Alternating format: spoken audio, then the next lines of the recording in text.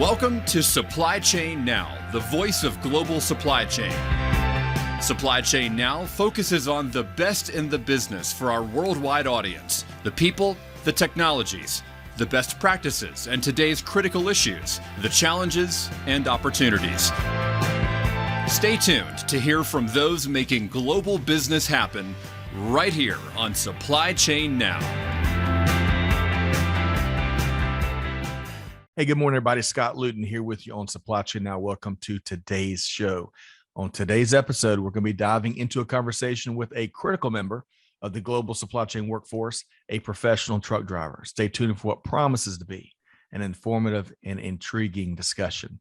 So with that said, I want to dive right in. I want to welcome in our featured guest here today, Paul McKinley with Southeastern Freight Lines, a privately owned industry leader in the regional less than truckload transportation services space. Now, we interviewed Paul's colleague, Joey Thiessen, a week or so ago, so you may have caught that episode as well. Paul, good morning. How you doing? Good morning. I'm doing great. How you doing? Doing fantastic. I appreciate you taking some time out with us here today. I know I can only imagine how busy you stay, and I really look forward to our chat here today. I'm good. Looking forward to it. So I want to ask you, before we dive in, to learn a little bit more about the Paul McKinley story, as it were, maybe. So Joey Thiessen, who I know that you don't know personally, but he's a colleague in the Atlanta area. He talked about how when he drives, he loves the kids that do the air horn, and he wants to start a campaign, hashtag bring back the air horn. Is that something you enjoy seeing from kids too? Oh yeah, I love it. My truck is an older type truck. It still has an air horn in it, so most of them have, it's right on the horn. So it's not like pull it down like you normally do. I love it. Those are special little interactions. I remember doing that as a kid, and you always get a kick out of whenever the driver would oblige you. So I love that. Well, so Joe, if you're listening, me and Paul were all about hashtag bring back the air horn. All right. So Paul, I want to get to know you a little better first before we get into your profession and all of your experience, man, a wealth of experience. So tell us, what part of the country did you grow up in? I grew up in a little small town in Alabama, Frisco City, Alabama. It's a little bit town in between Mobile and Montgomery. About 1,500 people, graduated with 30 people in my class. Wow. Grew up from the first grade to 12th grade. Nobody moved in, nobody moved out. Same people, like family. Man, that is really unique. So growing up in Frisco City, small town, let's talk food for a second. What's one food dish that you grew up with that was just inseparable from your childhood? Butter beans. Really? Okay. We grew all our food, so everything we ate was mostly out of the garden. Okay, man, you're making me hungry. We just, of course, with Easter weekend, just a couple days ago, we had a feast which we included. We didn't have butter beans this year, but we had Italian green beans, the flat green beans. Yeah, I love them. Oh, I love them too. I could eat them by the bowl for sure. Yeah. All right, one more quick question. So Frisco City, Alabama. Of course, Alabama is known for a wide variety of food, including barbecue. So when I say the word barbecue to you, Paul, paint that. What does that plate look like? For us, we really didn't barbecue a lot. We was mostly fried. Okay. All right. Fried chicken. That's mostly what we ate. So barbecue, we mostly was just hamburgers. Okay. All right. Yeah. Well, hey, I'm good with fried chicken with extra spicy. Actually, fried anything. If we're gonna be fair. So all of that sounds delicious to me. All right, so let's shift gears a bit with Paul McKinley here, the pride of Frisco City, Alabama. Let's talk about what initially attracted you to the logistics and transportation industry. I think it's important for our listeners to understand. Paul, pre-show, I think you shared that you have been with Southeastern Freight for 35 years. Is that right? Years, right? Yeah. Man. So way back when, what initially attracted you to the industry? Well, actually, I was still in the military. I was in the Navy, and I just was trying to find a job. And there was a guy in my shop. He was a civilian. His wife worked at Southeastern, Jan Benson, and he said, well, go up there and they're hiring on the dock. So I applied at Southeastern here in Jacksonville and just kind of fit in. It seemed like something I enjoyed doing was moving freight, driving forklift. So that really what's got me in it. I never thought I would be driving a truck, and I really drove, worked the dock for 7 years before I even thought about driving a truck. I didn't even know how to drive a truck. I kind of learned how, in the yard and, hustling in the yard. And finally, I just decided to take the leap and take it. Back then, all you needed was a chauffeur license. So went and passed my test and put on the road, and they gave me a stack of bills and told me not to hit anything. So it probably makes sense. I love that. Let me back up for a second. So talk about, the dock work, 7 years before you started driving a truck. That's a bunch of hard work. It sounds like to me. Yeah, it was, very physical. Back then, all it wasn't hardly any, pallet freight. It was mostly loose freight, a lot of floats, we called them. You load everything on the float and pushed it down the dock and loaded it onto another trailer. Man, and, 7 years. 7 years, yeah. Earned it. And then, so you were in the Navy prior to starting even that work with Southeastern Freight. What did you do in the Navy, Paul? It was aviation ordnance, loading bombs. And so once you get out of the Navy, there's not a lot of jobs out there loading bombs. So I started a job. Yeah, that's not a big profession in the private sector, is it? Yeah, but it was aviation loading on bombs and missiles on jets. Wow. That is fascinating. On carriers, I would imagine. Is that right? Well, supposedly, but I was on shore duty the whole time. So really, yeah, I was on the carrier for one time for 2 weeks, another time for a week, and that was it. Okay, so all right. I kind of got lucky.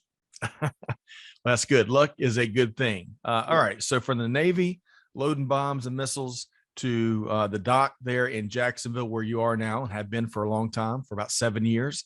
And then you mentioned back then, as you raised your hand and volunteered to start driving, it sounded like, if I heard you correctly, the barrier to start driving a truck was a little bit lower than what it is now. You said a chauffeur license. Is that what you called it, Paul? Yeah, a chauffeur license. Yeah, it wasn't a CDL back then. It was just a chauffeur license. Okay. That's really all you needed, And then you kind of got grandfathered into the CDL. Gotcha. Now, totally different.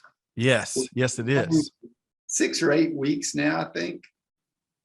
Even though you have a license, even though you knew how to drive, I didn't know how to drive. Really? Well, Yeah. So, what did when you say you didn't know how to drive? Is that it was just your first time with a commercial truck and a trailer? Yes. And you kind of had to learn from scratch that way. Right. Yeah. So learning to drive, what was the toughest part for you? Backing up. That's the toughest. Going forward was fine, but when I got backing up was probably the hardest thing to learn for me. It was.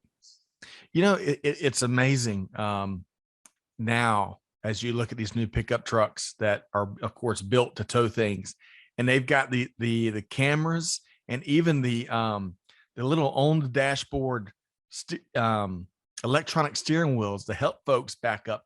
I think humans in general maybe weren't made to back up trucks and trailers. It's very difficult and challenging, right? It is. It was back then. Now it's a lot easier. Is it?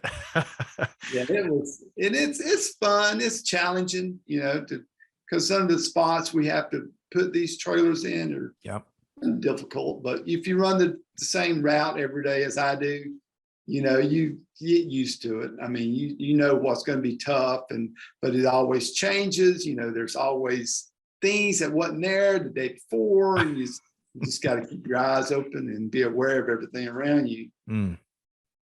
So we were talking pre-show as an LTL driver. You've got, I think you said about 70 miles a day, kind of local to the Jacksonville area. Is that right? Yes. A lot of the same stops. Yeah, because I run the same area every day. Okay. So almost every day is the same. Almost every day is the same. Well, so let's talk about that a little bit more. That typical day. What does that typical day look like? Just paint us a picture. When does it start? Where do you go? What part of Jacksonville? What do those activities look like? And then when do you make it back home? Well, I start out at 6 o'clock in the morning. I'll take a load over to one of the logistics companies here in Jacksonville, and it's all going to one place. So I'll deliver there. It takes like an hour there. When that trailer's empty, then we probably have 35 areas of town that we drop empties at. So I drop the empty off. They'll load it during the day. I'll drop it off and I'll come back and get my route.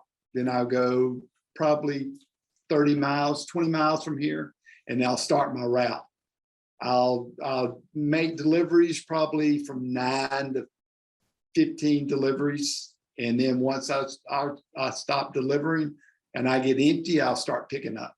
And then I'll start picking up all day and get it all in the trailer high and tight and secure. And then I'll bring it on back.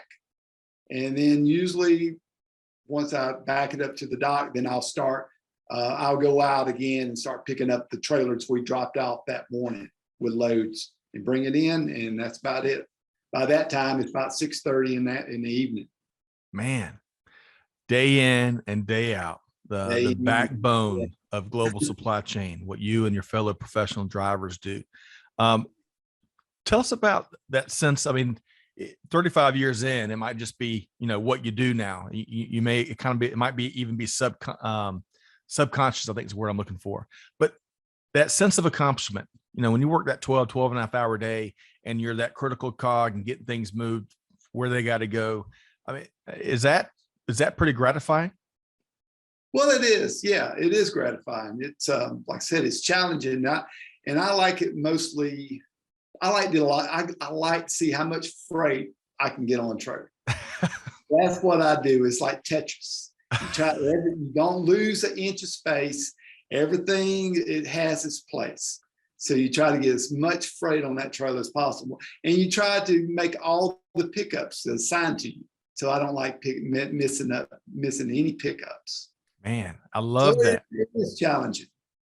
So if you had to, so the whole every day is, I'm sure, challenging. So it might have some of the same challenges, and then from day to day, each day may have its unique challenge. What's one, if you had to pick one challenging aspect of what you do, what would that be? Well, I guess it would be to try to get, like I said, all my pickups, get it all fitted on the trailer. I'll get it, because the stuff that we pick up is all different. It's all different sizes.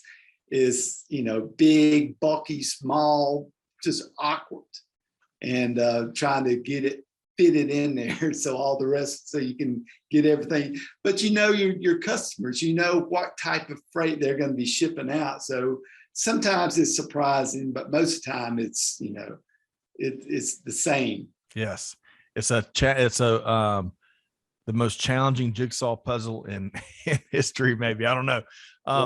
So, and I love how you described it, that game of Tetris. I think anyone listening can probably know exactly what you're talking about there. So speaking of that, let's talk about, I know you stay local and what you do day in and day out for Southeastern Freight, but pre-show, we were talking about some of your travels when you were in the U.S. Navy. What is whether it's during that time or maybe another period of your life, what's one of your favorite places to drive through across the country?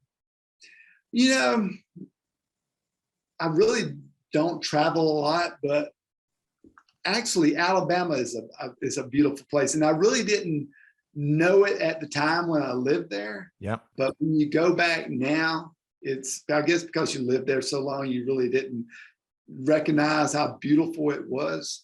But to be able to drive through the winding roads and the hills is really nice.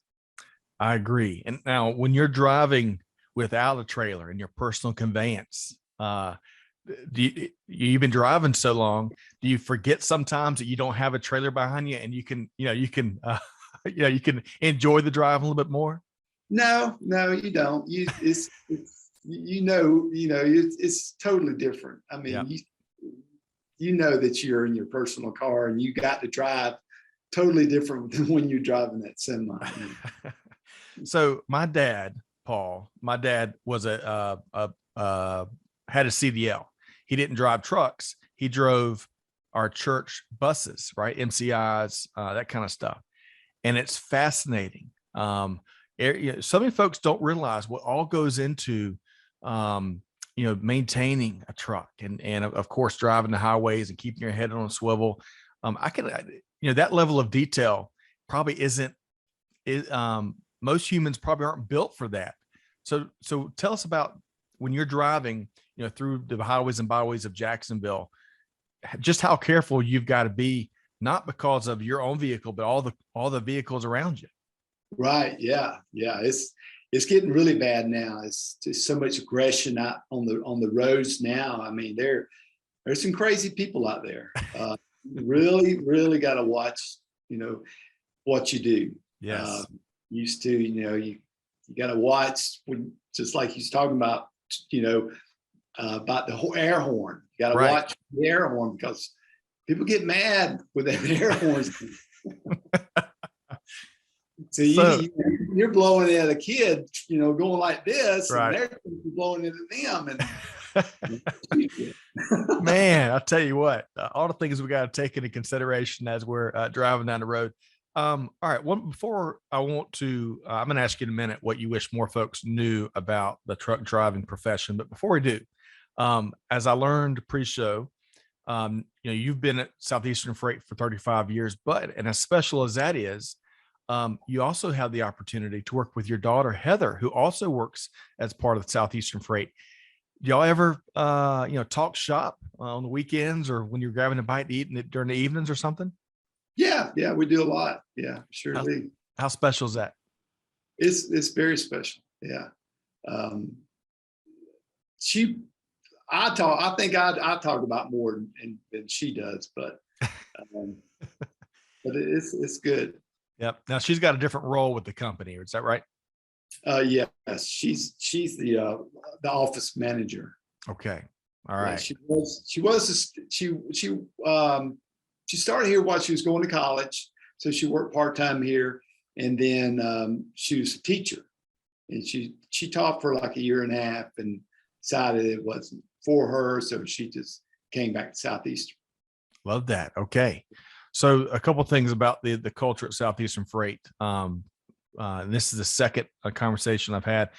Clearly they like to hire veterans. I love that. And then they clearly, with what you just shared there, they create opportunities for some of their part-timers to come on full time and enjoy quite a career. Clearly a culture that has enticed you to stay there 35 years. Man, that is quite an accomplishment, especially given the stresses that just goes along with getting stuff moved where it's got to go, as part of global supply chain. All right. So Paul, let's talk about a couple things. And I think you've already shared a couple things that maybe hopefully folks have a eureka moment about the truck driving profession. But what's a couple other things that you wish more folks knew about the professional truck driving profession?